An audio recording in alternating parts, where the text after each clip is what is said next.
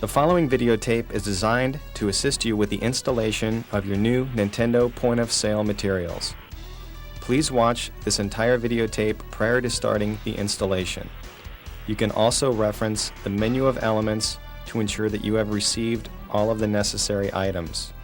Please check with your regional manager prior to installing these fixtures, as you may need to notify the mall management if you plan on completing this installation after hours. During normal business hours, you may contact Nintendo's Display online technical support service with general display setup questions at 1-800-875-1852.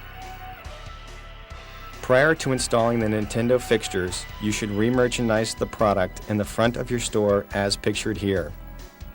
The first section should be Nintendo accessories and controllers. The next section should be Nintendo 64 software, memory packs, and RF cables. Next will be Super NES software and accessories. And the final section should contain Game Boy and Game Boy Pocket Color's hardware, accessories, and software. We're going to start this reset with the installation of the M37XB Nintendo coded neon logo sign. For this installation, you will need the template, the enclosed drill with drill bits, and a pencil for marking the placement of the sign. This sign will be placed on the wall above the front entrance facing the Nintendo section or the middle of the store. Begin by centering the template on the wall and mark the top of the holes with the pencil. You should measure the distance from the top of the wall on each side of the template to ensure that the sign will be straight.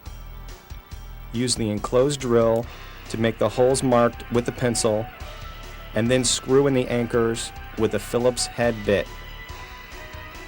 Then screw in the bolts, leaving 1/2 inch of the bolt exposed as shown here. You can then hang the Nintendo neon sign and run the power cord up and over to the electrical outlet. Next, we are going to install the Mario screen, which can be hung in two different areas depending on the layout of your store, either behind the Nintendo 64 Interactive or in the first feature area section of your store. Hang the screen by removing the adhesive backing strip at the top and then bottom once the top is placed. Start this installation by turning off the power to the monitor and then remove all items from the top of the monitor housing. Next, place the Plex riser for the Nintendo 64 Fiberoptic sign. It should fit tightly between the monitor housing and the front window. Place the sign on top of the riser and feed the power cord to the electrical outlet. You will want to use the enclosed power strip for this installation. There is no on-off switch to the sign, so you will need to use the switch on the power strip to easily turn the sign off at night. Place the Mario statue on top of the monitor housing. The StarFox statue, not pictured here, should be positioned at the far end of the Nintendo area or in the window depending on the size of your store. Please reference the setup instructions and operating procedures enclosed with the Nintendo 64 Interactive. Make sure that the monitor is attached and secured to the metal plate with the enclosed hardware prior to moving the display. Plug the Interactive into the outlet on the wall. In the back of the Interactive, there is a small opening.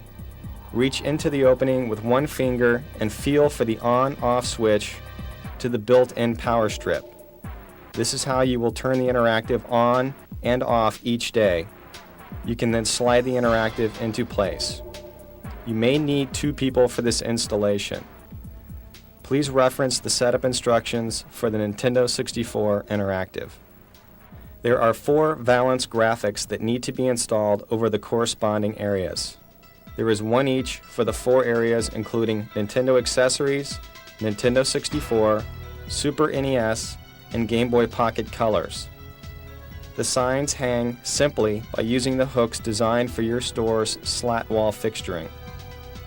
Lift up on the bottom of the sign and insert into the top slot, then down and center the sign above the area. Repeat this procedure with the 3 remaining signs.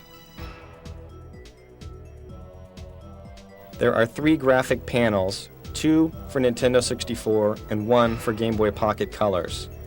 These signs are to be placed above the Valance graphics using the L brackets on the back of the signs.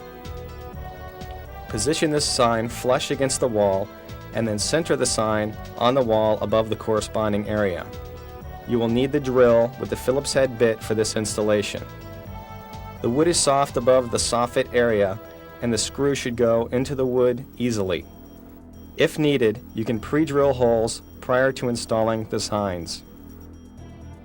The character set includes Mario, Bowser, and Star Fox. The character sets come with an adhesive backing and should be positioned in between the graphic panels as shown here. You should have received banners for current Nintendo game titles. These banners should be hung with the attached hooks and string. Pre-cut the string based on the ceiling height and place the hooks through the lighting grid and angle the banner to the center of your storefront. You will hang the StarFox Plane in the same manner as the banners. Your plane will have only one string in the center of the plane, which will allow for 360-degree rotation. You may want to use some additional string as pictured here to alter the angle of the plane or to keep the position stationary. You will also be receiving an oversized Game Boy Pocket. This piece can either be hung from the lighting grid or placed on the enclosed stand. This completes the installation of the Nintendo merchandising reset.